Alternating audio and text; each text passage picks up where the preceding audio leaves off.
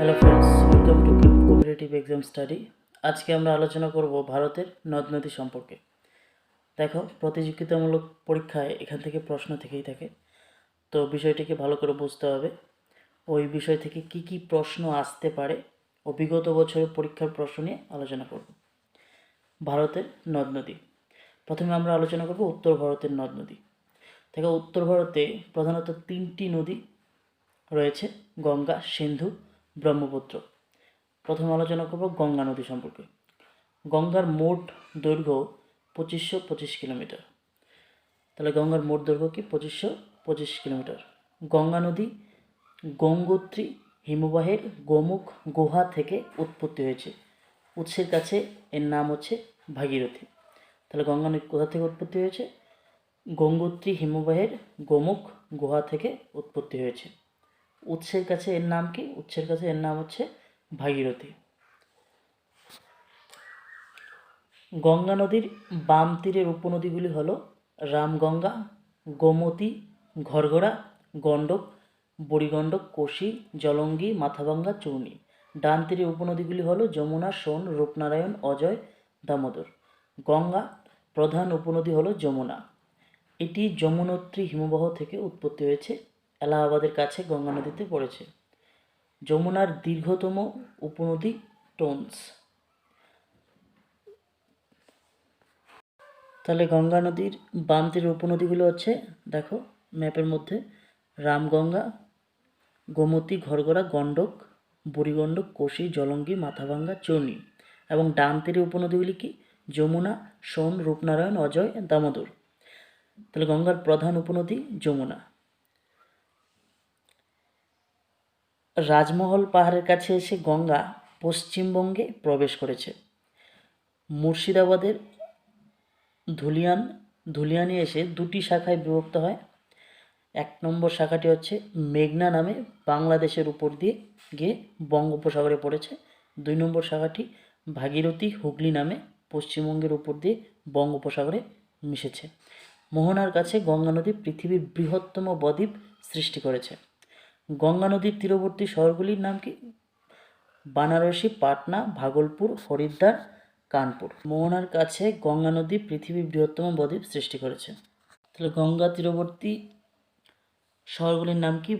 বারাণসী, পাটনা, ভাগলপুর, হরিদ্বার, কানপুর, আগ্রা, দিল্লি প্রমুখ। তো মোহনার কাছে গঙ্গা নদী পৃথিবীর বৃহত্তম বদ্বীপ সৃষ্টি করেছে। রাজমহল পাহাড়ের কাছে এসে তাহলে গঙ্গা নদী পশ্চিমবঙ্গে প্রবেশ করেছে। 1986 সালে 14ই জানুয়ারি গঙ্গা অ্যাকশন প্ল্যান চালু হয়। সেটি কিসের জন্য? দূষণ প্রতিরোধের জন্য। 2014 সালে নমামি গঙ্গে প্রকল্প সূচনা হয়। গঙ্গা ভারতের প্রধান নদী। আবার ভারতের দীর্ঘতম নদীও গঙ্গা। এরপর আলোচনা করব সিন্ধু নদী। তিব্বতের মানস সরোবরের কাছে কৈলাস পর্বতের সিংহখাবাব হিমবাহ থেকে উৎপত্তি হয়েছে।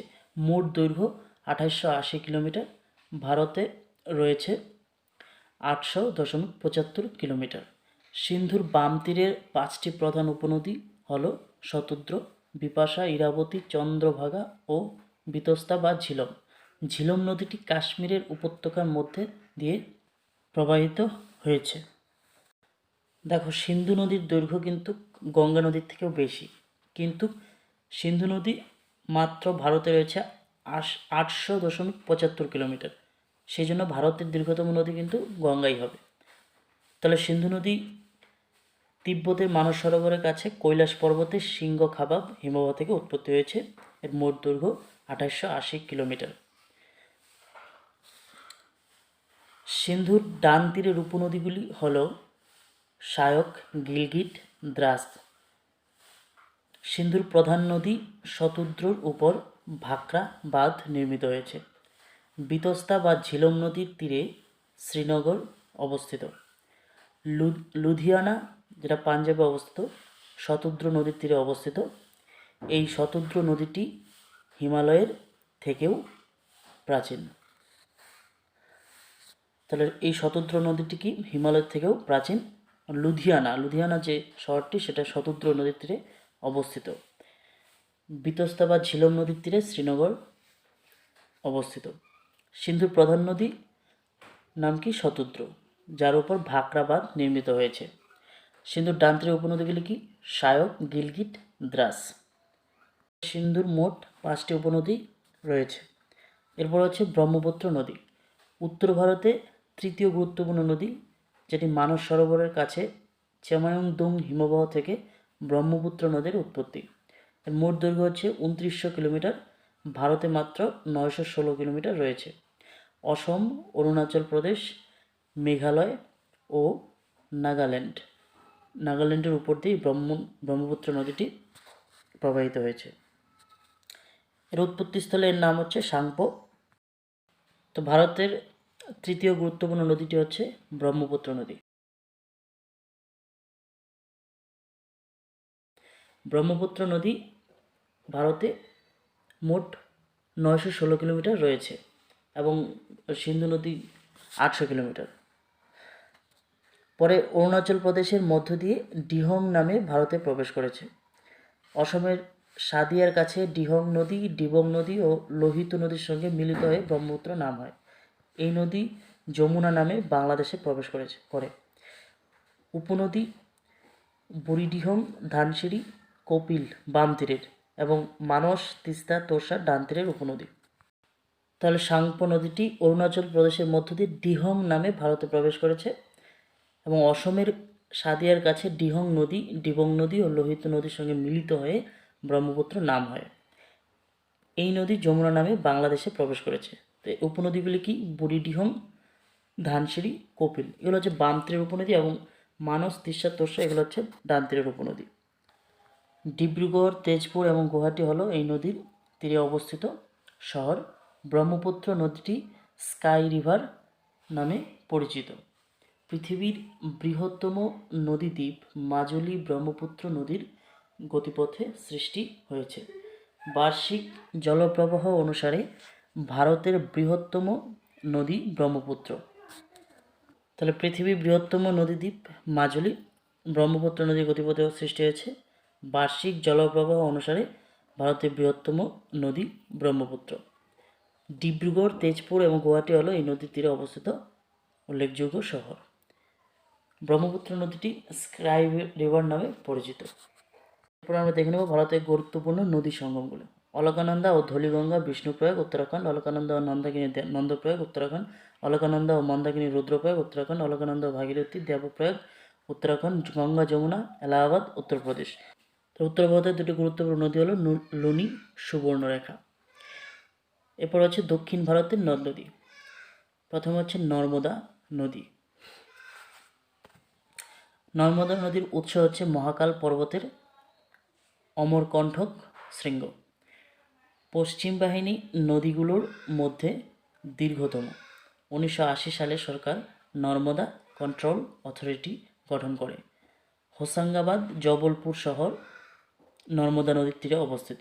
নর্মদা চ্যুতি দ্বারা গঠিত উপত্যকার মধ্য দিয়ে প্রবাহিত হয়েছে। নর্মদা নদী কোথা থেকে সৃষ্টি হয়েছে? মহাকাল পর্বতের অমরকণ্টক শৃঙ্গ থেকে সৃষ্টি হয়েছে। পশ্চিম বাহিনী নদীগুলোর মধ্যে দীর্ঘতম হচ্ছে নর্মদা নদী। 1980 সালে সরকার নর্মদা কন্ট্রোল অথরিটি গঠন করে। হোসাঙ্গাবাদ শহরটি কোথায় অবস্থিত? হোসাঙ্গাবাদ শহরটি নর্মদা নদীর তীরেই অবস্থিত। নর্মদা নদীর উপর কপিলধারা জলপ্রপাত অবস্থিত। শের বাঞ্জার হচ্ছে নর্মদা নদীর বাম তীরের ও হিরণ বর্ণা ডান তীরের উপনদী। এরপর হচ্ছে তাপ্তি নদী। তাপ্তি নদী উৎস হচ্ছে মহাদেব পর্বতের মুলতাই মালভূমি, যেটি মধ্যপ্রদেশের বেতুল জেলাতে অবস্থিত। গ্রস্ত উপত্যকার মধ্য দিয়ে প্রবাহিত হয়েছে। এর গতিপথে উকাই বাঁধ নির্মিত হয়েছে। তাহলে তাপ্তি নদীর গতিপথে উকাই বাঁধ নির্মিত হয়েছে। তাপ্তি নদীর উৎস হচ্ছে মহাদেব পর্বতের মুলতাই মালভূমি, যেটি মধ্যপ্রদেশ বেতুল জেলাতে অবস্থিত। এটি গ্রস্ত উপত্যকার মধ্য দিয়ে প্রবাহিত হয়েছে। এরপর হচ্ছে পশ্চিম বাহিনী আন্তঃরাজ্য নদীগুলোর মধ্যে এটি দ্বিতীয় দীর্ঘতম সুরাত, ভুসাওয়ালা শহর এই নদীর তীরে অবস্থিত। শিপ্রা, কাপড়া, অমরাবতী হচ্ছে বাম তীরের, পূর্ণা, বেতুল, গোমাই ডান তীরের উপনদী। এর পতনস্থল হচ্ছে খাম্বাত উপসাগর। তাহলে পশ্চিম বাহিনী আন্তঃরাজ্য নদীগুলির মধ্যে এটি হচ্ছে দীর্ঘতম, যেটি সুরাত, ভুসাওয়ালা প্রভৃতি শহর এই নদীর তীরে অবস্থিত। শিপ্রা, কাপড়া, অমরাবতী হচ্ছে বাম তীরের উপনদী। এর পতনস্থল কোথায়? পতনস্থল হচ্ছে খাম্বাত উপসাগর। এরপর হচ্ছে সবরমতী নদী। উৎস হচ্ছে আরাবল্লী পর্বত, যেটি রাজস্থানে অবস্থিত। রাজস্থান ও গুজরাটের উপর দিয়ে প্রবাহিত হয়েছে। এটি দূষিত নদীগুলির মধ্যে অন্যতম। আহমেদাবাদ, গান্ধীনগর প্রভৃতি শহর এই নদীর তীরে অবস্থিত। দেখো, সবরমতী নদীটি রাজস্থানের আরাবল্লী পর্বত থেকে সৃষ্টি হয়েছে এবং রাজস্থান ও গুজরাট উপর দিয়ে প্রবাহিত হয়ে। এরপর হচ্ছে পূর্ব বাহিনী নদী। প্রথম হচ্ছে মহানদী। উৎস হচ্ছে দণ্ডকারণ্য, যেটা ছত্তিশগড়ে অবস্থিত। এই নদীর উপর উড়িষ্যায় হীরাকুদ বাঁধ নির্মিত হয়েছে, যেটি ভারতের দীর্ঘতম বাঁধ। তাহলে ভারতের দীর্ঘতম বাঁধ কোনটি? হীরাকুদ বাঁধ, যেটি কোথায় নির্মিত হয়েছে? মহানদীর উপর। কটক, সম্বলপুর শহর প্রভৃতি মহানদীর তীরে অবস্থিত। তাহলে মহানদীর উপর কোন বাঁধ নির্মিত হয়েছে? হীরাকুদ বাঁধ, যেটি ভারতের দীর্ঘতম বাঁধ। তবে কটক, সম্বলপুর শহর প্রভৃতি মহানদীর তীরে অবস্থিত শহর। এরপর হচ্ছে গোদাবরী। তিম্বক উচ্চভূমি, যেটি মহারাষ্ট্রের নাসিকের কাছে অবস্থিত। দক্ষিণ ভারতের দীর্ঘতম নদী। তাহলে গোদাবরী নদী তিম্বক উচ্চভূমি থেকে সৃষ্টি হয়েছে। দক্ষিণ ভারতের দীর্ঘতম নদী এটি। দক্ষিণ ভারতে এটিকে গঙ্গাও বলা হয়ে থাকে। দক্ষিণ ভারতে গঙ্গা কোন নদীকে বলা হয়? গোদাবরীকে। নাসিক, করিমনগর প্রভৃতি শহর এই নদীর তীরে অবস্থিত। এর পতনস্থল কোথায়? পতনস্থল হচ্ছে বঙ্গোপসাগর। তাহলে দক্ষিণ ভারতের গঙ্গা কোন নদীকে বলা হয়? দক্ষিণ ভারতের গঙ্গা গোদাবরী নদীকে বলা হয়। দক্ষিণ ভারতের দীর্ঘতম নদী কোনটি? দক্ষিণ ভারতের দীর্ঘতম নদী হচ্ছে গোদাবরী। এরপর হচ্ছে কৃষ্ণা নদী। কৃষ্ণা নদীর উৎস হচ্ছে মহারাষ্ট্রের মহাবালেশ্বর। পতনস্থল হচ্ছে বঙ্গোপসাগর।